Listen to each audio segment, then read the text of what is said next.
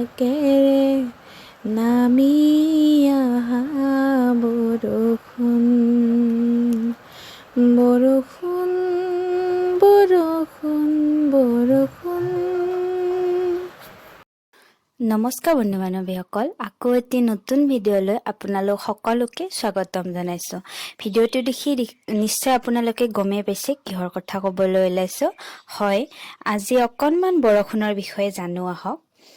যেতিয়া ভূগৰ্ভৰ পানীভাগ ভাৱ হৈ ওপৰলৈ যায়, সেই পানীভাগি আকৌ ওপৰত থকা ঠাণ্ডা বায়ুৰ সংস্পৰ্শত পানীৰ কণিকাত পৰিণত হয়। তাৰ ফলত ডাৱৰৰ সৃষ্টি হয়। আৰু এই ডাৱৰ যেতিয়া গধুৰ হয়, তেতিয়া ই বৰষুণৰ টোপাল ৰূপে পৃথিৱীত পৰে। এই যে প্ৰক্ৰিয়াটো, এয়া হৈছে জলচক্ৰ। জলচক্ৰৰ সহায়তে পৃথিৱীত বৰষুণ হয়, এয়া বাৰু আমি জানিলো। কিন্তু বৰষুণৰ টোপাল পৃথিৱী পৃষ্ঠত পৰোতে বৰফ হৈ ওপৰৰ পৰা আহে। ওপৰৰ পৰা পৃষ্ঠলৈ আহোঁতে বৰফ গলি পানীৰ টোপালত পৰিণত হৈ বৰষুণৰ ৰূপ লয়।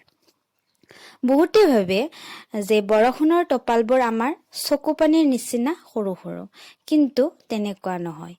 এয়া টোপাল আমি খোৱা গোলাকাৰ চিপছ বা বিস্কুট এখনৰ সমানেই হয়।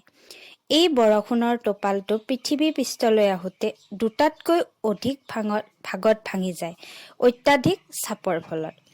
এইখিনিয়ে আছিল আপোনালোকৰ মাজলৈ আগবঢ়াব লগা তথ্য। আশা কৰোঁ আপোনালোকে শুনি ভাল পালে নিশ্চয়। এনেধৰণে ভিডিঅ'সমূহ চাবলৈ আমাৰ এই চেনেলটি ছাবস্ক্ৰাইব কৰিব, লগতে আমাৰ এই ভিডিঅ'টি লাইক কৰিব, কমেণ্ট কৰিব, লগতে শ্বেয়াৰ কৰিব। ধন্যবাদ।